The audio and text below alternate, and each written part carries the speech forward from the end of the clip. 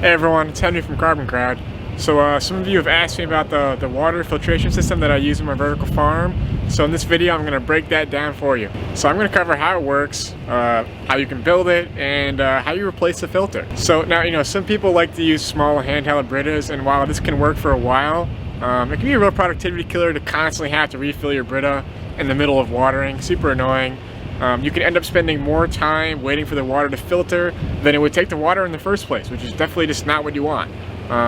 If you have a single growing system, you know, maybe that's okay just to use a handheld unit for a while, but if you're serious about farming, it's probably worth building your own. And if I'm being honest, like, I feel more secure having a large barrel of filtered water on hand. I mean, in the city, look, we're all relying on the same reservoirs and water treatment facilities.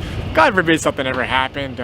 It's sort of an added security bonus to have that extra water on hand. You know, if you're intimidated by the DIY aspect of this, well, you know, I'm not really a hands-on person myself, not really. So if I can build this, you definitely can too. So let's head back to the farm and I'll break it down for you.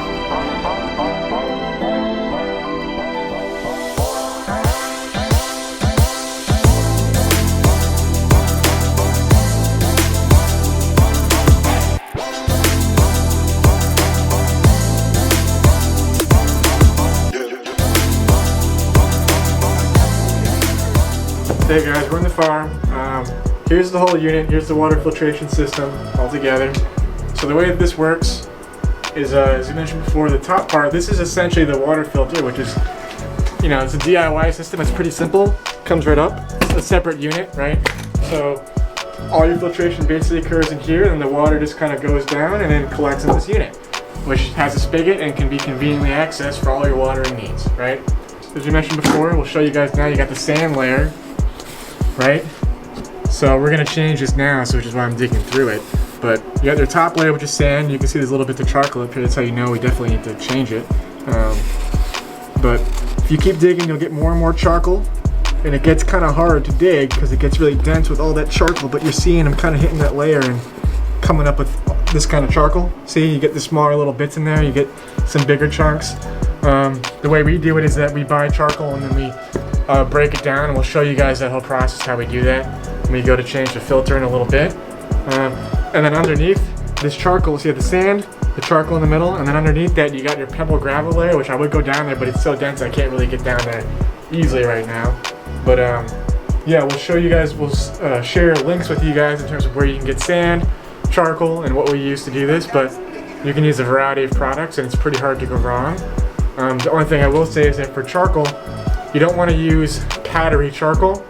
You want to avoid the powdery stuff because that's going to wash right out and it's going to gunk up your whole system. It's not really what you want for filtration. And yeah, the only note about this is that when you put it together, you probably want to run it through, run water through a little bit, because there's going to be charcoal dust, especially the way that we do it, which is we take bigger charcoal chunks, you know, standard charcoal from the bag, pretty high quality stuff that we like to get, natural stuff, and we crush it down. And there's dust obviously that's involved in this. When we put the filter together, we like to run water through it. And what you'll notice is that the water that runs out is going to be like a little bit blacker. It'll have charcoal in it, right? Nothing wrong with that water. It's just charcoal. It's not going to hurt anything. It's not going to hurt you. You can probably drink it. It'd be fine. But you know, I like it to look clean and clear. That's just the way I like it. So I go and I filter water through it a couple times before I actually end up using it. The bucket itself, in terms of what goes into this, it's just, you want to make sure, one thing is that you buy a high density plastic bucket, something that's food safe. There's a lot of 5-gallon buckets that are out there. I know some of the ones that people get at Home Depot actually aren't food safe, so you want to be careful. You want to make sure that it says HDPE, so that it's got high density plastic, right? You don't want to have anything that's going to leach petrochemicals into your water. It's just, you know, you just don't want that. No reason to have it. So we'll show you how this works, but essentially all you need is to get this to work, you drill some holes in the bottom. Now, I use a small 1/4 drill bit. Pretty easy, don't have any problem punching through this kind of plastic. It goes right through. So you have a little circle, and we'll show you guys. It's a little heavy to lift this up, but I'll show you guys. There's a circle on the bottom of the, like in the middle here, and we just poked holes along there. I think we did 8 or 10 holes. Doesn't need to be the exact number of them, just a bunch of small holes in the bottom of here. So we'll show you guys that. So you can see the holes right there. Small holes, kind of just a bunch of them there. and the water just filters right out the bottom. And as you can see, this is not connected to this in any particular way. It just sits right on top, right on the lid. And then I think if maybe you guys saw that, but there's a hole, there's one big hole on the bottom there. All you need to do it are some drill bits. We use 1/4 of an inch for this, and we use an inch drill bit for this top part. Something I will remark is that when we did that, what happened is that we ended up, it can be kind of hard to punch through this tough plastic. So if you have trouble doing that, what we did is, you can see, yeah, and I'll show you, the hole here is not a perfect hole, right? It's kind of a little messy. We had trouble getting through with our drill bit, but we were able to make a small hole. And then from that small hole, we just took a knife and we just twisted that knife and just kind of carved it out to make it as nice looking as possible. And that works fine, you know? Haven't had any problems with it, it works perfectly. So let's show you guys how this actually works, how we actually go about filtering it. Normally I'd have this thing full of tap water. So what I do is I fill it full, and then I usually do this at night. And then I'll leave them out for the whole night. And that's a super important step. You want it to be in an open container. And what that allows is that the chlorine that's in your water that will be super bad for your plants and you really don't want any of it, will evaporate. So the chlorine will naturally evaporate and turn into a gas, and most of that will be gone just leaving it overnight. So I fill these up overnight, and then the following morning I'll come through, and it's pretty simple. I just, you know, just filter it in here, just fill it up, and it will kind of, you know, usually I would have a whole gallon and it would go up to around here or so, but it just sits for a second and it will slowly sink down as it filters, and this top layer is going to catch sediment. The charcoal layer has got more of your chemical filtration.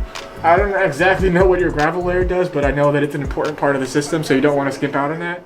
But other than that, it's basically ready to go, and then all you have to do is cut a hole for your spigot, which we just used the standard 1-inch drill bit, which matched up pretty well with the spigot. And at first, when we put the spigot in, we didn't have any caulking around here at all, right? And it worked pretty good until we got the water level about higher up to here. Once it got up to there was too much water pressure from all that water, and it started to get a little leak, and then once that leak started, it would keep going. It'd just be a little drip, but it would slowly pool, and it was kind of causing problems. All you have to do is get a little bit of silicone caulking, put that around there, it goes in pretty snug, simple. So a lot of YouTube tutorials on putting these spigots in rain barrels are going to have more complex methods where you have to go in from the other side and you have to tighten things, or you have a different kind of spigot that you have to use. Literally, we just fit it in snug, put caulk on it, and we haven't had any problems. So I don't see why you wouldn't be able to do that too. So we'll send you guys a link to the specific spigot that we use, where you can get the caulk, everything. So when you first get these containers, you have to wash them out a little bit. Tanks are what they use for exporting of olives from Greece. Made in Macedonia Greece on the side of it, right? It's a 220 liter tank, about, I think, was that 55 gallons or roughly around there. So you have pretty good capacity, which is really nice because, you know, you save a lot of time, like not having to filter your water. I have as much as I need here to go through an entire day of watering, and I can fill it up overnight if I need to. And in fact, I usually don't need to do that. I can fill it up every 3 to 4 days, and that's usually sufficient to, you know, you never run out of water. Huge productivity saver. And the water is good quality, so a lot of what people use for agricultural water is not that clean, right? This water is clean enough, good enough to drink, right? So I'll show you guys. You know, nothing wrong with this water.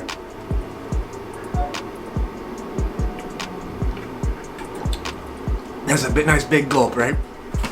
Alright guys, so here we got the different ingredients for the filter. We got some gravel there, we got some charcoal here.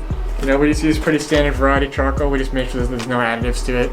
Yeah, and then we take this and then we break it down to smaller chunks. We'll show you guys that process in a second. Very low tech. I'm sure you could think of something better, or maybe even a better source of charcoal.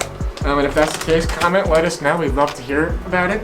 And then we got some sand that we just ordered right here. So we just ordered like standard desert sand. It works pretty well, and that's what we like to use. Maybe you know of a better type of sand to use that would work better. Let us know in the comments if you do. So yeah, let's go put it together and we'll show you guys how simple it is. Alright, so now we're going to change the filter. This is kind of the hardest part, mostly because it's going to still be wet, so it's going to at least be at field capacity in terms of its moisture content, which means it's going to be heavy, right? So, you know, this is Sometimes you can scoop it in, you can do it slowly. I like to just dump it right in because it's faster. So let's hop and see how this goes. Let's see if I don't make too much of a mess. So you can see there, well now you can see the gravel layer, right? So I guess I can show this to you guys there. This is the gravel on the bottom, right? Which in theory, you don't have to throw this out. It's a pain in the neck to collect it and harvest it. So it's easier just to do that, but in theory you could take this gravel and wash it out, which maybe I will do that, but the charcoal is super porous, so it's like these little bacteria houses that are going to build up over time. But this stuff is a little different. You could just wash it right off and it'll be clean.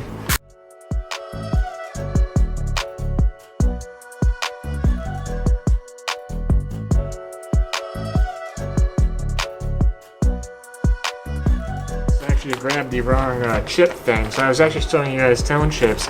We have a different bag here, I just have to find it where I have. This will double bag. That's basically garbage. Simple as that. Alright guys, so we got the charcoal there, and we're gonna get ready to smash some of this charcoal up into smaller bits to put in the filter. We have a nice roof that we can use to do that because it gets a little messy. Yeah, let's go do it.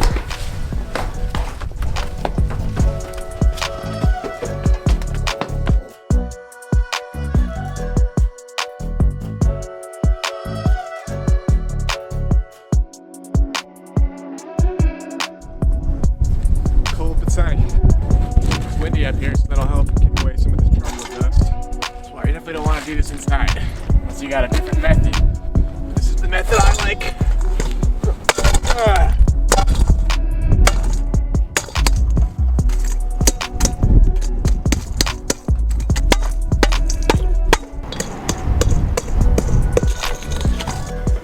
Yeah, it's a bit nippy out there, isn't it?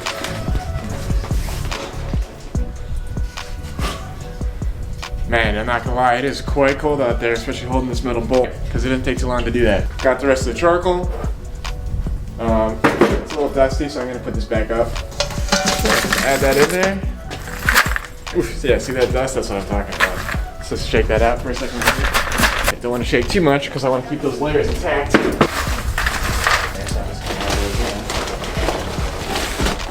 don't need to be broken up at all, because they're already nice and swollen.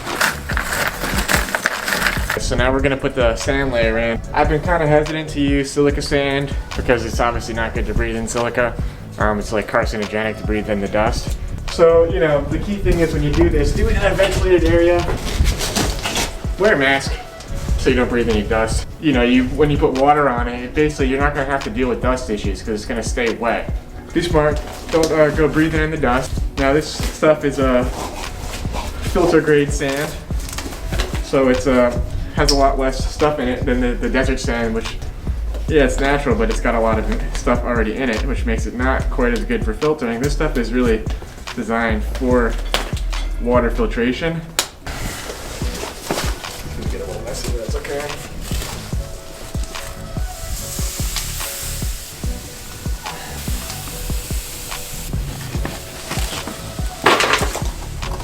Wasn't any dust, that's great. So the sand has been really washed already. Now granted, you always can't see silica dust, it can be very fine particles, which is why you want to wear a mask either way, and you want to do it in a ventilated spot. But like I said earlier, as soon as you get this stuff wet, you're really not going to have to worry too much about dust. Gravel layer, charcoal layer, sand layer. Simple. Easy to do. And now we're done. I'm going to bring this back down, and then I'm going to run some water through it a couple times, and then this filter will be ready to go. So this time I actually left myself a little bit more room on top, made it a little bit less high with the sand layer, just so I could actually get a couple more gallons of water in here filtering, just to save myself a little bit of time.